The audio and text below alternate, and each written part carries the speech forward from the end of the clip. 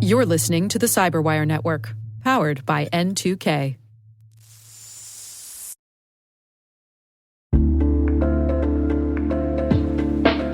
Hey everybody, I want to take a few minutes here and talk about our sponsor, Splunk. You know, you need to keep operations humming around the clock, but potential disruptions are everywhere. Splunk helps you predict problems and find and fix issues fast, so you can reduce risk and ditch downtime. The world's largest enterprises rely on Splunk's unified security and observability platform to become more efficient, resilient, and innovative. With Splunk, you can react quickly, evolve faster, and be ready for anything. Stay ahead of disruptions. Learn more at splunk.com/resilience.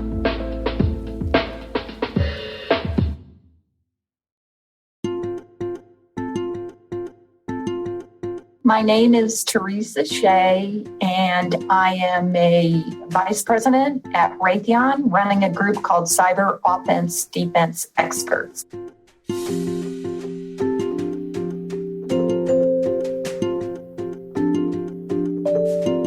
When I was a little girl, I knew that I wanted to be a teacher.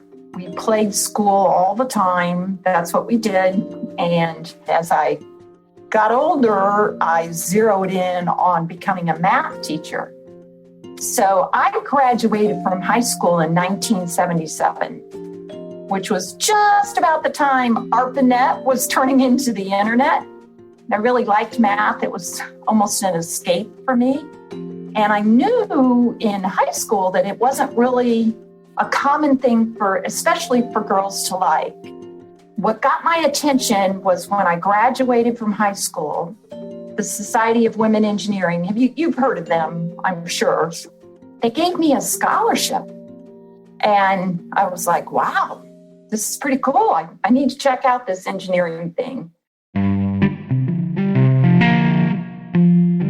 As I recall, even back then, EE was hard. It was a hard field. There weren't a lot of women. In fact, probably one other woman in most of my classes. And what ended up happening here is while I was in college, I looked into internships and summer work, and I ended up doing an internship with the National Security Agency up at Fort Meade. And that was a highlight, a real highlight of my experience. I got exposed to the mission there, and I got exposed to the people there, and it was just awesome. So they were very focused on electrical engineering. So it really drove me to finish there, and my goal was to go work for them.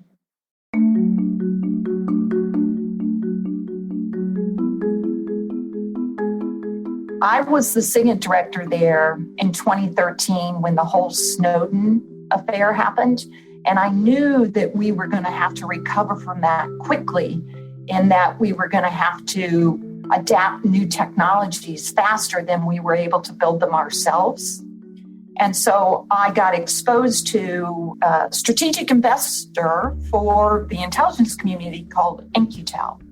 So when I retired in 2015, the next year, I went to work for In-Q-Tel to run a cybersecurity lab there to work on leveraging those startup technologies. And after about 3 years there, it was clear to me that it was really hard to get startup technology into the intelligence community operational side, largely because the startups don't, they're not all U.S. persons. Sometimes they don't all have U.S. investments. They certainly don't have security clearances, and they typically aren't interested in getting security clearances or dealing with the acquisition processes that our government and especially intelligence community have for good reason. So I wanted to go with a system integrator that believed in partnering and leveraging some of those advanced technologies. And I knew about this group in Raytheon called Cyber Offense Defense Experts. I knew about them from being in the intelligence community, and I knew they had the best people and worked on the cutting edge capabilities. So that and the leadership there at Raytheon that I wanted to work for, because who you work for is so important, is why I chose to go to Raytheon.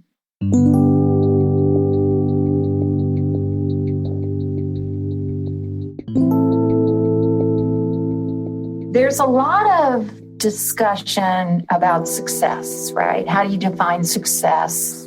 But really what matters to me is not so much any success that you might think I had, but what matters to me is really about the significance in people's lives. If I can every day encourage people and help them along in their journey, especially if they're in this space with me, then that's how I want to be remembered. I do believe that, every act of encouragement or empowerment really matters. And we need to be doing that for each other. And we need to do it with integrity and compassion and character, quite frankly. So it's what I strive for every day. And I hope that's what I'm remembered for.